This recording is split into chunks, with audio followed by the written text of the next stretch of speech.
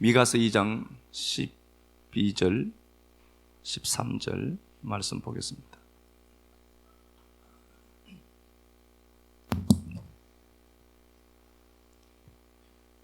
야곱아, 내가 반드시 너희 무리를 다 모으며 내가 반드시 이스라엘의 남은 자를 모으고 그들을 한 처소에 두기를 보스라의 양떼같이 하며 초장의 양떼같이 하리니 사람들이 크게 떠들 것이며 길을 여는 자가 그들 앞에 올라가고 그들은 길을 열어 성문에 이르러서는 그리로 나갈 것이며 그들의 왕이 앞서가며 야훼께서는 선두로 가시리라. 아멘. 예, 기도하고 말씀 보겠습니다.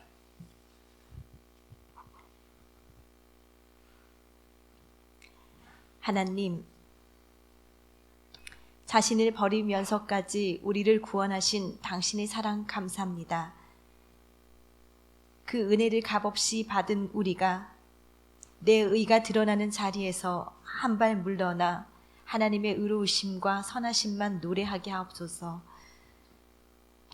그 선의 실체가 우리를 통해 보이는 선으로 나타날 때 구원받아야 할 당신의 백성이 들어오는 복의 통로 되게 하시고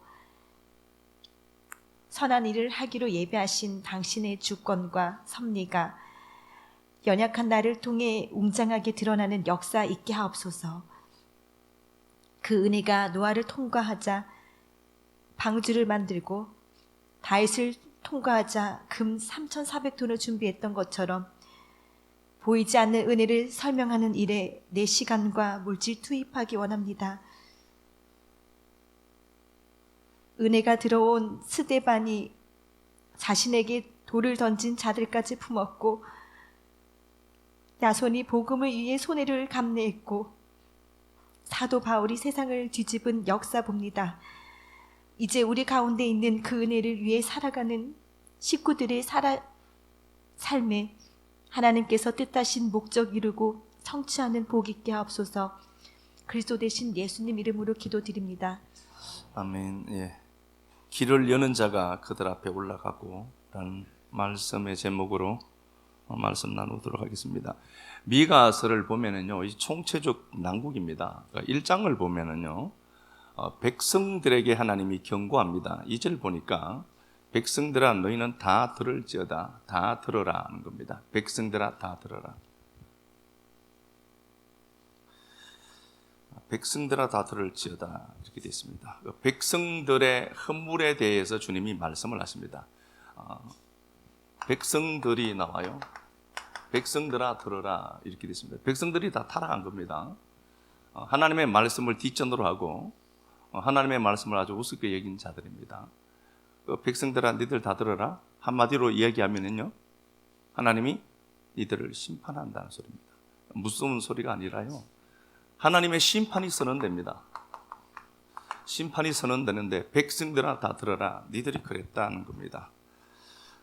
2장에도 보면은요, 2장 1절부터 6절 5절까지 보면은 권력이 있는 사람들, 힘이 있는 사람들, 돈이 많은 사람들에게 경고하는 겁니다. 2장 1절을 보면은 우리는 그들이 침상에서 죄를 꾀하고 이렇게 되어 있지만요, 호의라는 단어가 먼저 나옵니다. 화 있다는 겁니다. 그들이 두 번째 보니까 백성의 지도자들 그리고 권력자들, 힘이 있는 자들이죠. 자기들을 위해서만 사는 거거든요. 그래서 내가 니들 반드시 심판하겠다는 소리입니다. 잘 들어라. 그래서 우리 본문에 보면은 호의라는 단어가 먼저 나오는데요, 화 있다 니들 그렇게 말씀을 했습니다.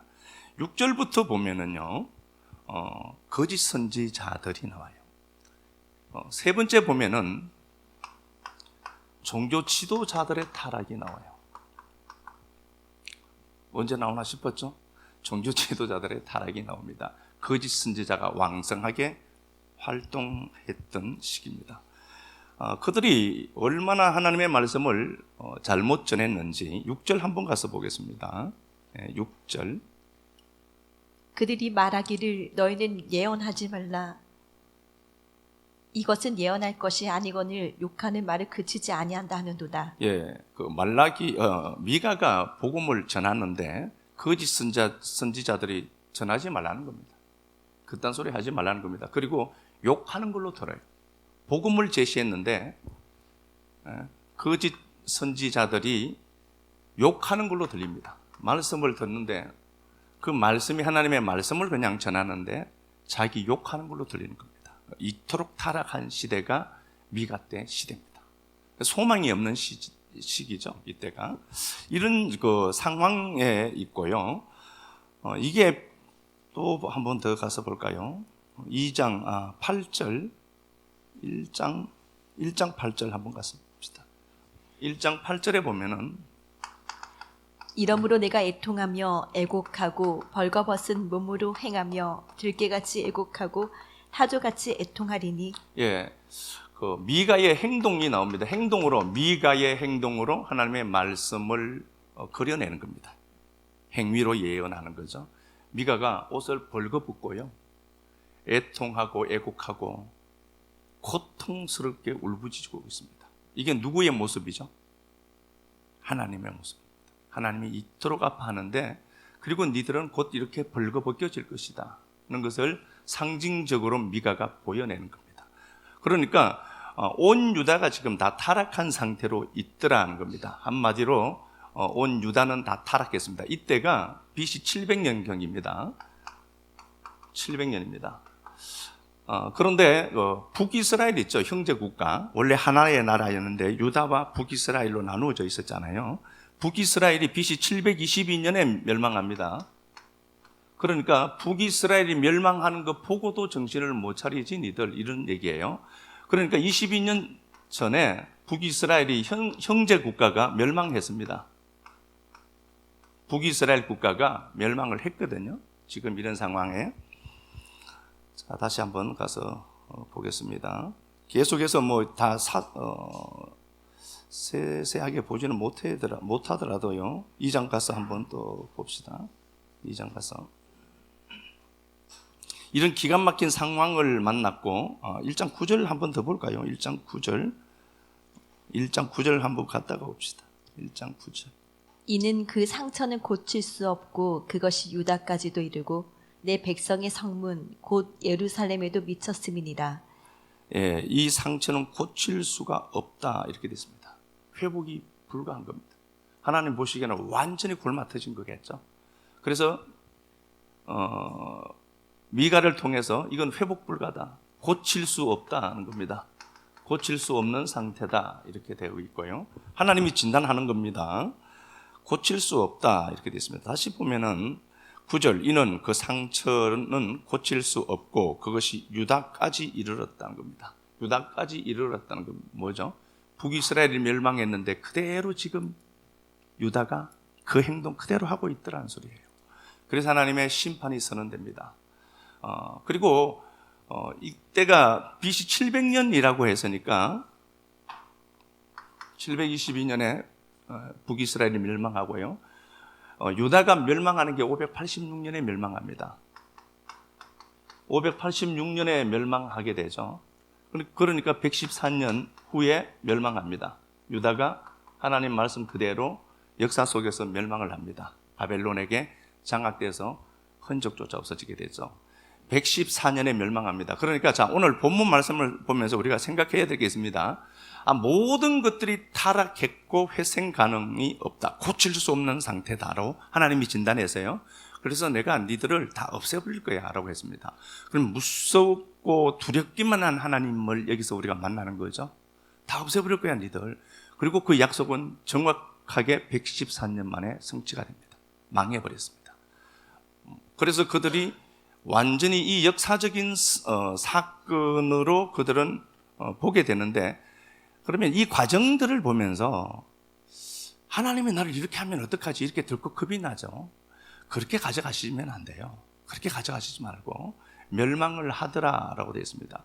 그래서 오늘 본문 말씀을 제가 선택한 이유가 2장 다시 가서 봅시다. 2장 오늘 본문 말씀 다시 가서 봅시다.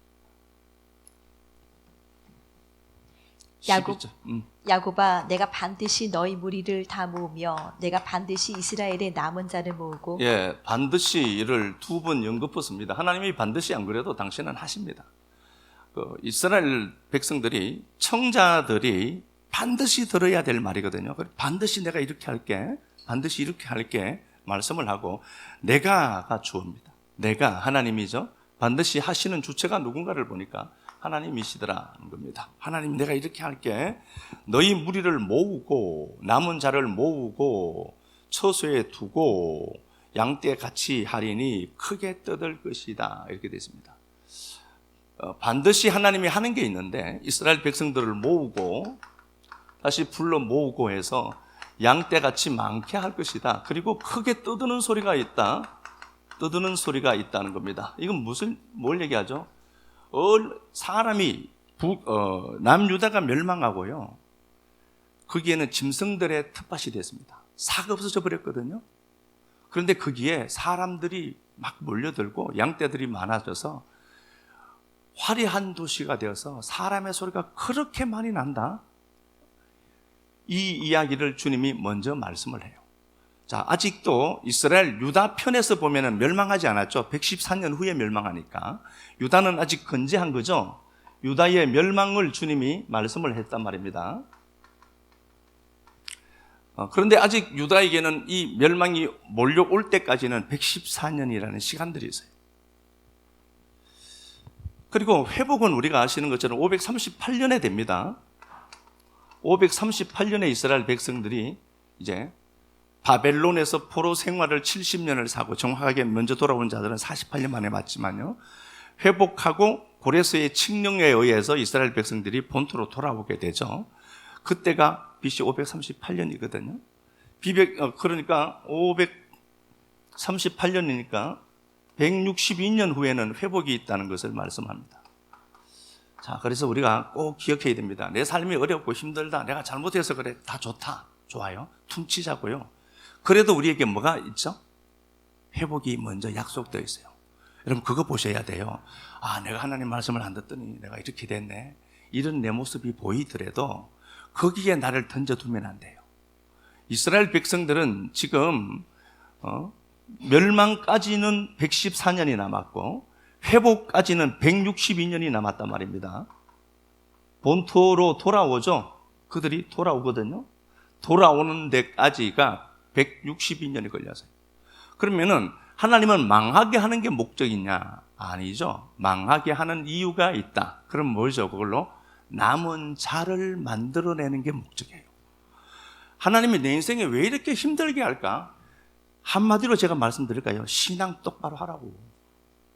하나님 밖에 없는 인생이구나를 알게 하는 게 하나님은 목적이어서 이렇게라도 내가 진행해 나가겠다. 그런데 우리는 덜컥 이런 말들을 들으면은 멸망하니까 두렵거든요. 안 죽어요. 하나님이 자기 새끼를 왜 죽이겠냐고요. 여러분들 안 망하고요, 안 죽어요. 다만 정신 좀 차리고 하자. 그 아버지가, 야, 너 임마 114년 후에 망한다, 그리고 끝내버렸느냐? 아니라니까요. 162년 후에 회복을 먼저 말씀합니다. 그래서 성도는 꼭 생각해야 된다. 아, 회복이 먼저 선행된 심판이구나. 아셨죠? 그래서 이 모습을 보고 두려워서 돈 없는데 이것 때문에 어떡하지? 들컥 겁도 나고, 이렇게 몸도 아픈 게 어떡하지? 들컥 겁도 나거든요. 근데 가만히 보면은 두려움의 이면에는 두려움을 조금씩 분해해서 놓고 보면은 거기 안에는 간절한 열망이 분명히 있어서 그렇거든요. 잘 되고 싶어 하는 열망이 있으니까 여러분 두려운 거예요. 다시 말하면은 두렵다라고 하는 것은 내가 잘 되어야 된다라고 하는 열망의 반응이 현상적으로 나타나는 게 두려움이거든요. 두려움 자체가 안 좋다 나쁘다를 제가 말씀하는 것 아닙니다. 두려움은 나쁜 게 아니에요. 두렵다라고 하는 것은 하나님을 내가 붙들 시간이구나를 알아먹는 바로미터 아닙니까? 그러니까 두렵다라고 하는데 두려움에 쌓여서 어떡하지? 뭘 어떻게 해요? 하나님이 살려준다는데. 우리 인생을 보면서 하나님, 야, 너 권능아, 너 보니까 임마 답 없다, 너 고치지 못하겠다, 심판한다? 심판이 명령돼서. 그러니까 막 두려운 거예요. 그게 음습해오는 것 같다니까요.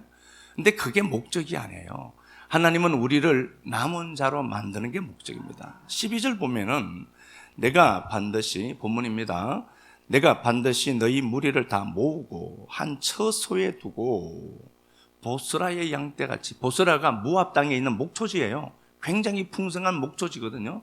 양떼를 보스라의 양떼로 만들어내겠다는 겁니다. 하나님이 뭘 하신다는 거죠? 목자니까. 양은요, 머리가 나빠요. 얘들은 눈도 안 보이고 딱 하나 있는 게 귀 잘 들리는 겁니다. 그 양떼들을 보스라로 이끌어가서 보스라의 양떼같이 내가 해줄게, 우리를. 그러면 이게 회복의 약속의 말씀이라면 여러분 이거 붙들어야 되죠. 상황들이 우리 삶에 거칠게 일어날 때 똑똑한 사람들은 말씀 생각합니다. 아, 그렇지. 이럴 때 이 말씀 들으려 하더라. 그리고 말씀을 보죠. 그래서 행복한 사람들이 자꾸 행복한 이유는요, 행복한 사람은 있는 것을 갖고, 있는 것을 보고 그걸로 자꾸 행복을 불려요. 그런데 없는 사람들의 특징이 뭔지 압니까? 불행한 사람들은 늘 비교하죠. 비교하고 없는 거 귀신같이 찾아내요. 나는 이것도 없고 저것도 없고 이것도 없고. 없는 거 계산해 보면은요, 우리 엄청나게 많을걸요. 똑똑한 사람은 있는 것으로 행복하고 불행한 사람은 없는 것을 생각해서 자꾸 없는 거예요. 바보들이 많나? 있는 걸 자꾸 생각해야 돼요. 그러니까 지금 쓸 수 있는 게 있고 쓸 수 있는 건강이 있고 그거 감사해야 자꾸. 그래서요, 감사하면은 감동이 오고 감동하다 보면은 감격적인 삶이 찾아와요. 세 가지 감사가 있어요. 세 가지 감. 이걸 삼감이라고 해요. 똑똑한 사람들. 그래서 오늘 내가 이렇게 보면서 감사하자. 하나님 앞에 감사할 게 많다. 그러면요, 감동해요. 아, 이것도 있네. 저것도 있네. 이것도 있네. 그러다 보니 감격적인 삶이 찾아오죠. 안 되는 사람들은요, 불평하거든. 계속해서 불평했거든. 계속해서 불평하고 살다 보니까 누적됐어. 오늘을 봐도 불만족이야. 그래서 불만이야. 입이 툭 튀어나와 있어, 오늘은. 그 사람은 내일은 어떻게 될까요? 불안한 겁니다. 그래서 불안한 겁니다. 돌머리들은 그래요. 똑똑한 사람들은 감사를 불릴 수 있는 힘이 있는 겁니다. 그래서 오늘 이 말씀을 보시면서 아무것도 없고 내가 지금 타락해 있고 모든 상황들이 구제불능이다. 그래도 하나님은 회복을 먼저 약속하고 말씀하시더라. 아, 회복이 먼저 되어 있구나, 나는. 이거 봐야 돼요. 그래, 자꾸 상상하고 생각하고 해야 돼요. 주무시기 전에. 그냥 푹 주무시지 말고. 적어도 주무시기 전에 한 5분간은 휴대폰도 딱 놓고 그냥 생각을 좀 해봐야 돼요. 생각 정리하고. 본문 12절 보니까 다 모으고 그렇게 되어 있죠. 사람들이 크게 떠들 것이고 사람들이 많아진다는 겁니다. 황무지 같은 그곳에 사람들이 복작 이런다는 거죠. 길을 여는 자가, 자, 길을 여는 자가 나와요. 여기 길을 열다, 이게 파라츠로 되어 있습니다. 그 정관사를 붙여놨거든요. 그 길을 여는 자가 있어요. 그 막힌 것들을 뚫어내는 자가 있어요. 그 길을 여는 자가 나와요.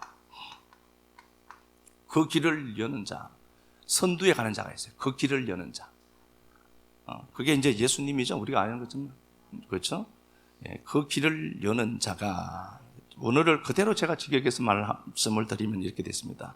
그 돌파하는 자가, 길을 열다는 단어가 돌파하다는 단어니까 막힌 것들을 뚫어낸다는 소리입니다. 그 돌파하는 자가 그들 앞에 올라갔다.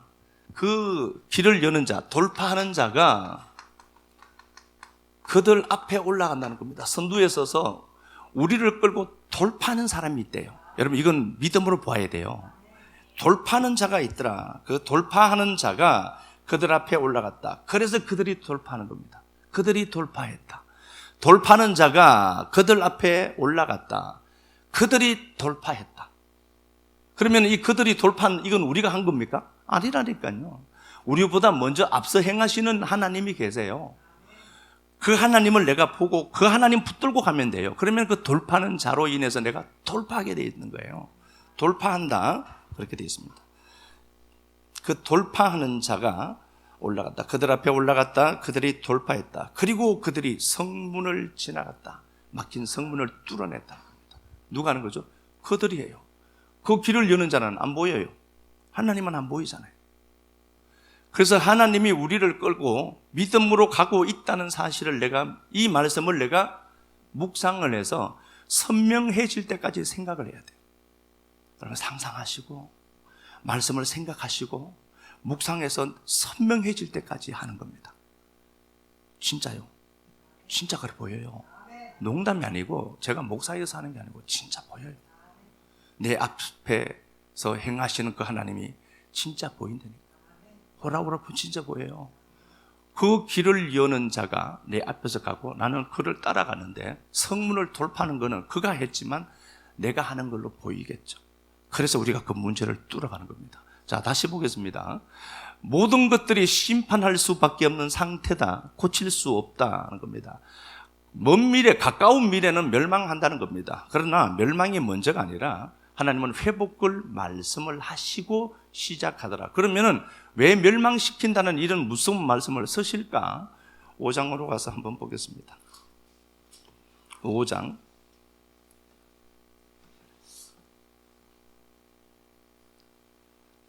2절부터 한번 가서 보겠습니다. 베들레헴 에브라다야, 너는 유다 족속 중에 작을지라도 이스라엘을 다스릴 자가 내게로 나올 것이라. 그의 근본은 상고에 영원히 있느니라. 예, 메시아가 등장하는 겁니다. 메시아의 등장입니다. 이제 예수 그리스도겠죠. 예수 그리스도께서 출생했다는 겁니다. 메시아가 등장한다. 그래서 우리는 메시아를 기다릴 수밖에 없는 자들이에요. 맞죠? 사사 시대 제가 특징을 말씀드렸습니다. 342년간 그들은 한결같았어요. 인간이 한결같은 게 딱 하나 있습니다. 뭔 줄 압니까? 회복되고 평화 시대가 도래되면은 타락합니다. 잘 먹고 잘 살면요 신앙생활 잘 안 해요. 타락하죠. 그러면은 하나님이 대적을, 큰 환경을 동원해서 대적을 일으키죠. 그래서 포로 생활을 살게 합니다. 그때 하나님을 붙들어야 되겠구나 알고 하나님을 붙들죠. 그러면 하나님이 어떻게 하죠? 한 사사를 보내서 거기서 탈출시키죠. 그래서 회복되죠. 또 이 사이클을 계속해서 도는 게 사사시대예요. 그러면은 나는 안 그런데, 아니요, 그럴걸요. 우리는 이 구조를 그 누구도 못 벗어나요. 그러면 어떻게 해야 되죠? 하나님이 사사를 보내서 끄집어내야 되잖아요. 그러신 거죠. 사사를 통해서 끄집어내야 되는데 메시아를 동원하겠다는 겁니다. 그럼 뭐죠? 인간들아, 니들에게는 소망이 없다. 그 길을 여는 자가 누구냐? 메시아다. 메시아다. 자, 3절 가서 한번 보겠습니다. 그러므로 여인이 해산하기까지 그들을 붙여두시겠고 그 후에는 그의 형제 가운데에 남은 자가 이스라엘 자손에게로 돌아오리니. 예, 남은 자가 돌아오려고 하면 메시아가 먼저 나와야 돼요. 그런 거죠. 3절 그러므로 여인이 해산하기까지 그들을 붙여두시겠고 이렇게 되어 있습니다. 물론 마리아가 예수 그리스도를 성육신하는 그 상황을 묘사한 게 맞습니다. 그러나 남은 자들의 입장에서 보면 여인이 해산하기까지 이렇게 되어 있습니다. 이런 상황 속에 노출되어 있는 자들입니다. 고칠 수 없는 이런 상태들, 이런 고난을 당하는 백성들을 보면서 하나님이 하시는 말씀이 뭔가 보니까 니들은 여인의 상고를 겪고 있는 중이다 이렇게 보시는 겁니다. 타락해서요, 그들은 스스로 자정 능력을 상실했습니다. 하나님이 개입해야 되는 거겠죠. 하나님이 그래서 심판을 말씀하십니다. 114년 후에 멸망한다. 심판을 약속했습니다. 실제로 성취가 돼요. 그러면 왜 그렇게 하셨나를 보니까 남은 자를 만드는 게 목적이죠. 그런데 왜 이렇게 했나 보니까 이 과정들을 하나님은 심판으로 보지 않고 여인이 산딸이 차서 아이를 낳는 상고의 과정으로 그려놓은 겁니다. 자, 그러면 생각해야 됩니다. 내 인생에 어려움들이 동반되어서 나타나질 수 있다. 새로운 것 출산하는 여인의 상고 과정이구나로 생각해야 돼요. 하나님 낮춰 죽이려고 그러나? 그러지 않아요. 저도 안 그래요.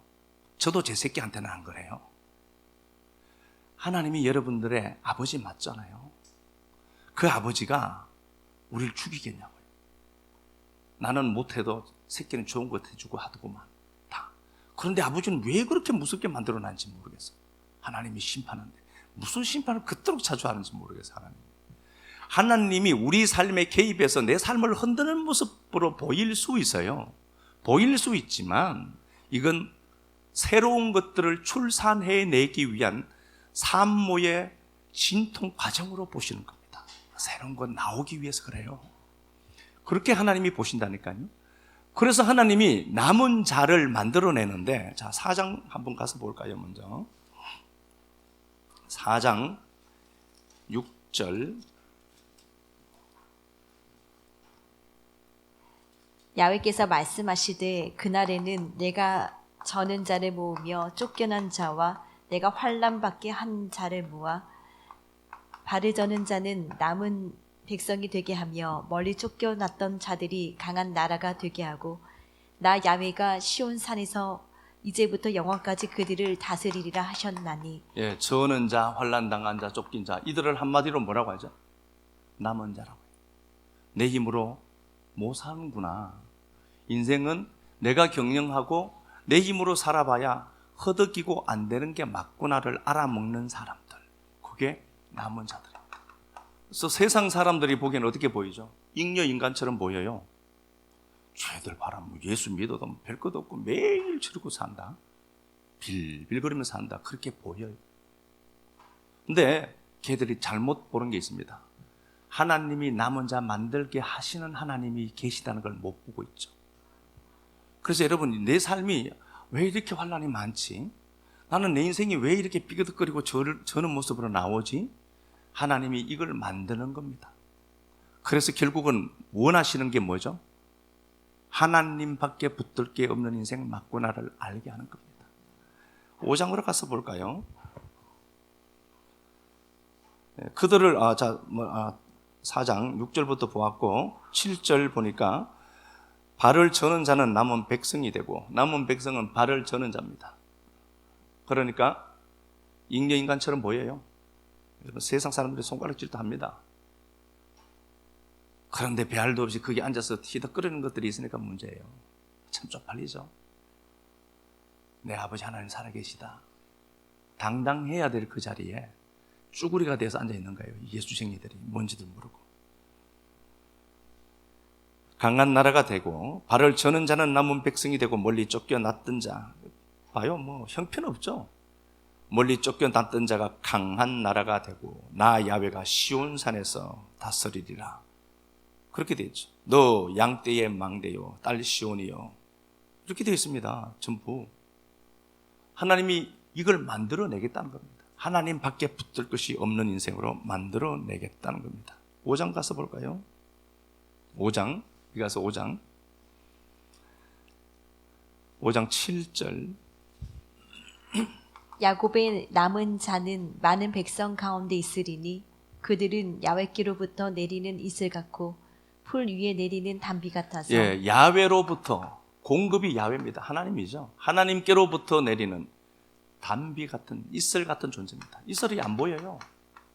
그리고 해가 뜨면은 잠시 있다가 없어져 버리거든요. 우리 모습이 그래 보여요. 5장 7절, 남은 자는 많은 백성 가운데 있으리니 그들은 야훼께로부터 내리는 이슬 같고 단비 같다. 하나님으로부터 모든 기원을 갖고 있는 거예요. 단비 같고 이슬 같다는 겁니다. 단비가 레바논데 풍성한 비예요. 이슬이 쌓이면은요, 큰 비 옵니다. 분명히 옵니다. 그래서 이걸 아는 자들은, 이깟 이슬 갖고 지금 살 돈이, 들어가야 될 돈이 엄청나게 많은데 이거 갖고 뭘 하느냐, 그렇게 얘기하면 안 돼요. 그 이슬 감사해야 돼요. 이것도 주신 거구나, 하나님 이거 감사하네, 그럼 또 주시겠지로 봐야 되지. 돌머리들이 꼭 그런 얘기를 해요. 이거 갖고 어떡하냐, 내가 하나님이면 벌써 죽었어요 다. 우리 이슬 갖고 단비 같다. 하나님께로부터 와요. 하나님께로부터 오는 이슬 같고 단비 같다. 자, 그들의 특징이 나옵니다. 단비 같아서 사람을 기다리지 아니하며 인생을 기다리지 아니한다. 하나님만 봐요. 하나님밖에 없구나를 보고 하나님을 바라보는 인생으로 만드는 겁니다. 이거 하나 하려고 하나님이 이 미가서 쓴 거예요. 그러면은 하나님이 내 인생에 지금 어려움이 있다, 그 어려움이 목적이 아니라니까요. 회복으로 가는 길에 그게 있고, 그것 통해서 하나님이 하시고 싶은 건 뭘까요? 하나님밖에 없는 인생이구나를 알고 그 하나님 붙들게 하는 게 목적이라니까요. 하나님께로부터 오는 이슬 같고 잉여인간처럼 보여요. 세상 사람들에게는. 다시 보겠습니다. 8절, 미가서 5장 8절입니다. 야곱의 남은 자는 여러 나라 가운데와 많은 백성 가운데 있으리니 그들은 숲풀의 짐승들 중에 사자 같고 예, 숲의 짐승들 중에 사자 같대요. 내가? 그래요, 우리가요. 사람들 보기에는 빌빌거려 보이죠. 저는 자, 환난당한 자, 쫓긴 자, 멸시받고 천대받는 자예요. 아무것도 없어요. 그래서 사람들이 보기에는, 세상 사람들 보기에는 예수 믿는다더니 뭐 이래, 그렇게 보여요. 잉여인간처럼 여러분 보여요. 그냥 쓸모없이 밥만 축내는 인생으로 보여요. 그런데 하나님 밖에 없는 인생이구나를 알죠. 그러면 그 사람이 짐승들, 숲에 있는 짐승들 중에 사자 같다는 겁니다. 그래서 제가 확실히 아는 게 하나 있습니다. 절대로 여러분 안 죽습니다. 버림받은 것처럼 보일 때가 있어요. 그때 하나님 붙들라는 신호예요. 아멘. 하나님 붙들어야 되구나. 인생이 잘 되려고 하면은 나는 내 스스로 자정 능력이 없는 자가 맞지만 하나님이 나를 보고 야 내가 권능아 너 114년 후에 멸망시킨다라고 할 때 멸망이 목적이 아니라 그걸 산모가 통증을 유발하는 상고를 치르는 과정으로 보시고 그걸 하나님 붙들게 하는 과정으로 보신다니까요. 그렇게 해서 결국은 하겠다. 자, 다시 한번 가서 보겠습니다. 약속이 먼저인 우리 한번 보겠습니다. 7장